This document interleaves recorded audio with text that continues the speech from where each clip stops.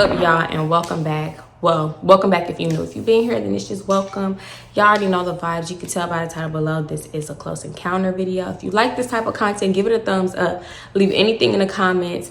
And make sure you are subscribed so you can be notified when I post. My socials and everything you need to know about me is linked in the description.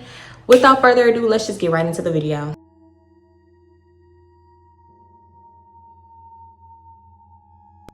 I have two stories to tell to you today. The first story is when I worked night shift, putting up and moving displays. It was basically restocking a big store. This would often involve going outside to get extra shelves and materials. Usually we would go out in pairs, but sometimes we just didn't have enough people for that. So on this particular occasion, I went out by myself. I needed to get more beams for something we was building. While I was out there looking for the correct size, I very clearly heard someone say, "This is the one." Immediately after I heard it, I quickly glanced over my shoulder and no one was there.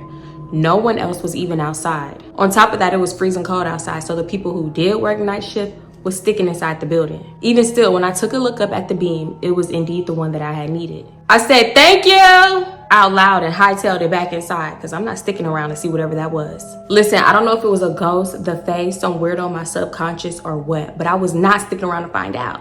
Not for a job that didn't pay enough. Overall, it was pretty weird. Not the creepiest thing that I've encountered, but definitely weird. And for a job that had horrific pay, it was not enough to make me stay. Now, the second story occurred when I worked at a small private airport. Technically, we didn't have a night shift at these type of airports, but if a client requested it, someone would have to stay for after-hour services. It was a nice commission on top of overtime pay, and some of the clients tipped really well. So one night, I'm doing my after hours, no issue. I got everything taken care of. The passengers are heading home. The crew is headed to their hotels. The terminal is all locked up. We all good. It was about a 35 to 40-minute drive from the airport back to my home. And this place, this private airport, was in the middle of nowhere. So usually there was only this one road that you could drive on unless you wanted to go an extra 30 minutes out of the way. And I drove on this road at least twice a day for almost over 2 years. Basically, I knew it like the back of my hand. There weren't any turnoffs for most of it, and it was a very narrow strip of land between the trees and a body of water with thick woods surrounding it. So picture this, I'm driving home, I round the corner and several things happen over the course of 3 seconds. One, I see a large, at least 300 foot long, think an American football field, except for it was a farm field to my left. With the house, in the house, there was a light on in the window glowing bright yellow. Then two, the road suddenly rises up sharply in front of me in a steep hill curving to the right. And then three, my car feels foreign somehow. Like suddenly I don't understand how a digital speedometer works or why my dash was lit up with screens instead of buttons and dials. Then suddenly another car appears going in the opposite direction as if they're going down the hill that I'm coming up. And I'm briefly blinded by their headlights as I start going up the hill. I round the corner and get to the top and I immediately say out loud, "What the fuck?" Because I previously mentioned the body of water was to the left and it was about 50 feet away at the most. It's a damn ocean, not a river or a lake like I had previously thought. So there's no way I could see someone on the other side of it. There is no hill on that section of the road, and there's no hill at the top of it. Not one that curves to the left or the right. So where did that hill come from? My car was pretty new at the time, but I know how screens work. And when I looked in my rearview mirror, there was no car. Did I imagine all of this? I still don't know what happened. Did I briefly enter a state of hallucination? Or was I transported to another place in another time? It was really weird. I still get a twisting feeling in my stomach when I think about it all these years later.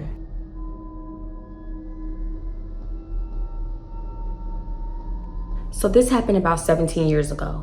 I was working overnight at a hotel resort. I was their pastry chef. There had been a change of wedding dessert choices. Yes, it was a case of Momzilla.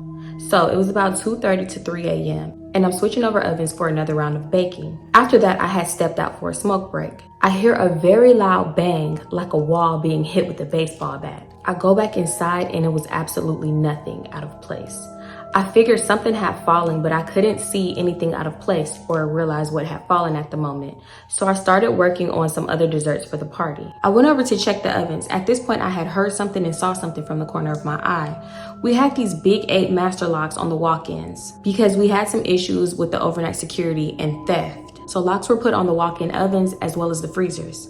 The freezer door was locked because I had no reason to use it, but the ovens were open. I went and peeked in the oven, there was nothing there, so I went over to the freezers. I pushed the door out as far as the lock would let me. About 20 minutes later, I hear and see something again, but I just brush it off as having the willies due to the fact that it was 2:33 a.m. So when I hear it for the third time, I said out loud, "If you want to open it, open it. Open it." And then I removed the padlock because I know I'm not hearing or seeing things. Something or somebody is really in here. But after I removed the padlock, it was silent for the rest of the night. No noise came from the freezer, no noise came from the oven. Fast forward and the breakfast chef comes in and it's about 5 a.m. He sees me a bit shaken up, so I bring up the incidents. He looks at me like I'm totally nuts. Around 11 a.m., the rest of the chefs come in. At this point, I needed to tell someone, so I followed the head chef into his office and I asked him about these incidents as well. Have they ever heard or saw anything suspicious or just downright creepy? And I knew I would get answers from him because he had been working at this property since he was 15 years old. At this point, he tells me straight up, no joking, just dead serious face. That's probably the old owner's wife. She passed away in the 80s during her second year working here. They had to keep her body in the freezer because there was a blizzard that night and the roads were impassable. Side note, due to the age of the property and its history, there have been a lot of paranormal investigators come through several times before and after this event.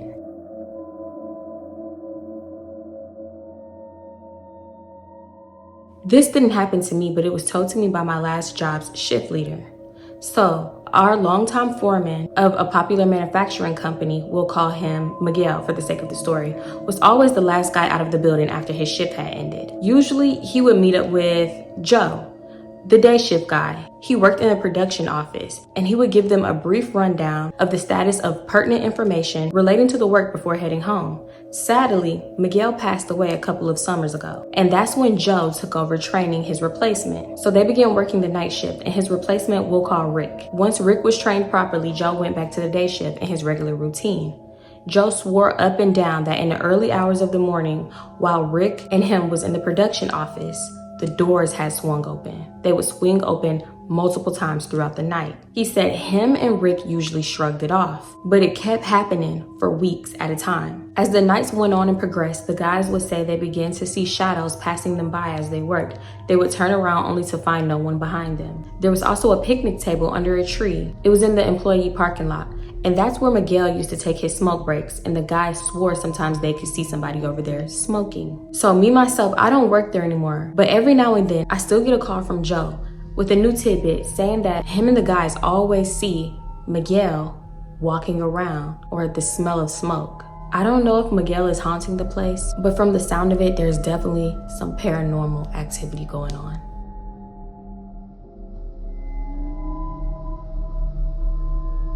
Two years ago, when I was 16, I had a job as a janitor at Chuck E. Cheese.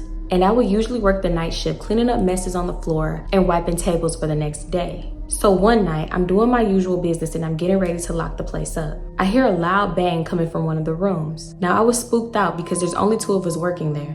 Me and my partner, Noah. And he was right next to me, so we were questioning where that sound had came from. We kept doing our duties until like 10 or 15 minutes later. We hear scratching coming from the same exact room. Me and Noah were freaked out at this point, and we were basically done cleaning and vacuuming. So we sprinted right out that front door. The next day, it turns out that the vents were being twitchy and scratchy. The loud bang still remained unknown, but as far as the scratching, it did come from the vents, supposedly. But what got me was these same events stayed happening for the next 3 weeks, and we have no clue what that loud banging was till this day.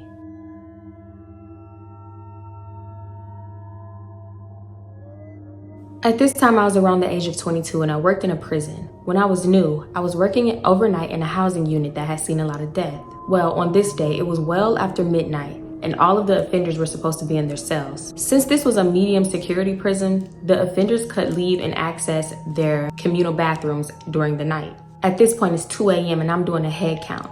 I watched an offender walk down the stairs from the second level and into the bathroom. I stood at the entrance of the bathroom and I yelled in there, asking them what cell they were in so I can add an extra body to my head count, but I got no answer. Then I walked into the bathroom and I searched everywhere and I found absolutely nothing. Of course, I was shook at this point. I told one of my coworkers about what happened, and the first thing he asked me was he tall, skinny, with long dreads? And he was. When I answered yes, He told me, "That's Mr. Bones. He killed himself a few years ago, but he still hangs around. Every now and then there's a sighting of him." I still get goosebumps all these years later thinking about it. Mr. Bones, it's time to get gone.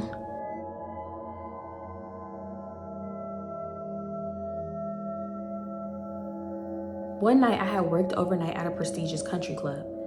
This place was over 100 years old. Despite the luxury renovations, the basement still felt haunted. It always gave me the chills and just bad vibes in general. Keep in mind, I'm very sensitive to energy. So I worked in the basement and I used to clean it for about 2 hours, then I would go chill in the members lounge. And this will go on from around 12 a.m. to 6 a.m. So one night I fell asleep in the lounge. It was around 1 a.m. Suddenly I woke up to people talking in the hallway. And I heard someone go into the locker room and turn on the showers. I was working in the basement that night. No one was supposed to be here, not even security. I said to myself, you know what? I don't get paid enough to chase after whoever is up in here. Y'all can stay, y'all can have it. So I just stayed in the lounge, holding an empty wine bottle just in case the intruder had malicious intent. Everything is quiet, you hear nothing but the shower going and I'm listening. Suddenly I start hearing laughter and I noticed that it's more than one intruder. They sounded muddy so I couldn't catch what they were saying. I called the security guard that wasn't supposed to be here, but he's a 24-hour security guard. They got there right away. As soon as we walked into the locker room, everything stopped. There was no more laughing. When we walked into the showers, they were still on, however, no one was in there. We looked at the tapes that night. The locker room's automatic doors were triggered and they had opened. The showers were running, but no one was on the tape. I still can't explain it to this day. I can't do it. Oh my God. I feel like that's a good story to leave off on because girl, paranormal, I feel like I could take anything else, but the unseen, the unknown, that's creepy. If there's an intruder and somebody bopping through your house, when you find them, you catch them, it's pretty much over. But paranormal, they don't leave you alone. It's time for you to get gone. I can't do it. And then sometimes they follow you. See, just give me the real deal. I don't like that. Give me a person. Anyway, y'all, thank you so much for tuning in. I really love y'all here. Make sure y'all like the video on your way out if you didn't like it on your way in. Leave anything in the comments and subscribe so you can be notified for when your girl posts, okay? If you are enjoying this content, let me know in the comments below because I really enjoy making it for y'all and I love my little family of spooky creepies that I'm creating here, okay? I love y'all like I said before, and I'm gonna see y'all in my next one. Bye. If you're enjoying this comment, let me know in the comment. Cut. I went over to it was indeed cut, sorry. Because listen, I don't know if it was a ghost, a fae, some weirdo, my subconscious.